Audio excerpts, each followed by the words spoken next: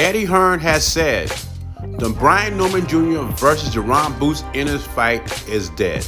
And the debate amongst boxing fans are who ducked who.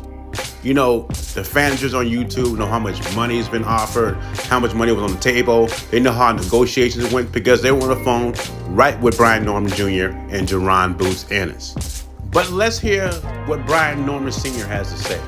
I don't own rights to this material.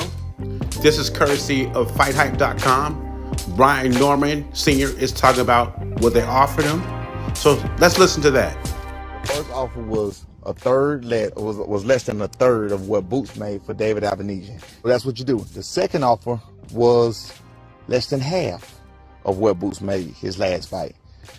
The third offer was half of what Boots made his last fight. To be exact, damn near.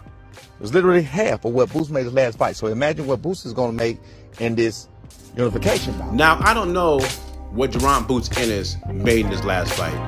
I don't look at purchases like that, but, you know, I listened to a couple of content creators, respectful content creators, and he said he made around $3 million or 3.2 or whatever like that.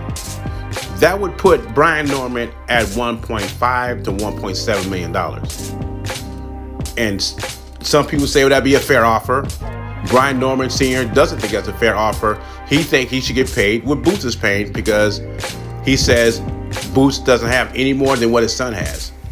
And Brian Norman Sr. says something like, we're taking all the risk. I got news for Senior. Boxing is a risk. It's a risk you might lose your next fight and you won't have a chance to make that type of money. Now, if he had confidence in himself and his son, they would take it. That's just my opinion. They would take it and say, once we beat you, we get the lion's share. Look at the all-time greats that have done stuff like that.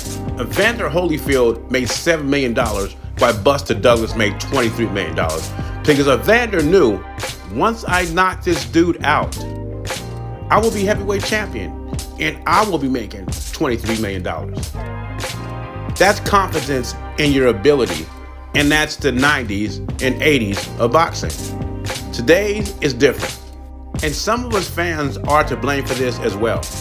Because once a fighter loses his O in a valiant effort, we say stupid stuff like, oh, he's been exposed. Newsflash, folks. If you get two undefeated champions in the ring, more than likely, one of them are going to lose. It just happens. That's just sports. All-time greats in boxing have lost fights.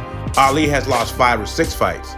Not too many fighters gonna end up undefeated like a Rocky Marciano and a Floyd Mayweather. Most fighters are gonna lose in their lifetime. I'm on Boots' side on this one. Brian Norman missed the boat. But the funny thing is, I didn't expect this fight to happen at all. For that reason, they're both in their prime, 27 and 24 or 27 and 23. Fighters today like to marinate. Look at Deontay Wilder, Anthony Joshua.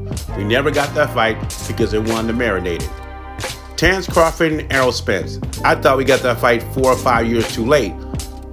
The fight on July 29th, 2023 should have been a trilogy. And look at Shakur Stevenson and Gervonta Davis, another marination process. Another fight that should be made. And y'all expect the Brian Norman fight and the Boots Ennis fight to happen? Not me. Maybe it's a blessing in disguise. Maybe Eddie Hearn figures out it's not as easy to collect all those belts at 147 and move Boots to 154. We shall see. In my opinion, Brian Norman Jr. ducked Jaron Boots Ennis. Anyway, leave your thoughts and comments below. JBZ, I'm gone.